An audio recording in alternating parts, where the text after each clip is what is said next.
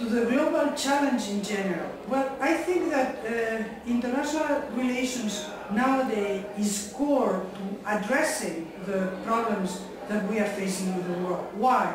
Because you cannot solve any of these problems in national terms, within the boundaries of the frontiers. By the way, the frontiers that are completely porous, that are not what they used to be, high walls behind which the population will stand. So, because the world has changed, international relations is always at the core of the solution to any of the problems that we are facing.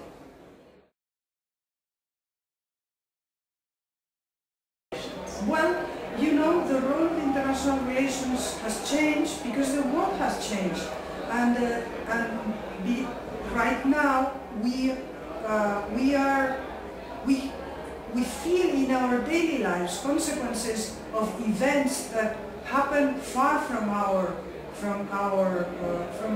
frontiers, which was not the case in the 20th century, except in wars.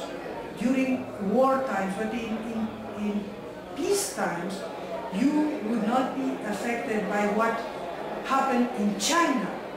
In 1950, in your daily life, what happened in China had very little impact. Today, what happened in China, what happens in Nigeria, what happens in Lebanon, has a direct impact in our lives. Therefore, international relations has become the first domestic policy, the first domestic concern.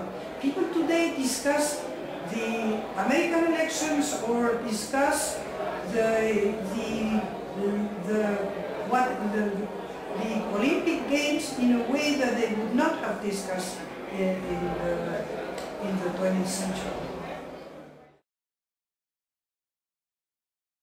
Well, I think that in this complex world, in order to understand, complex and very competitive world, you need to understand. You need to understand what is not any longer the other.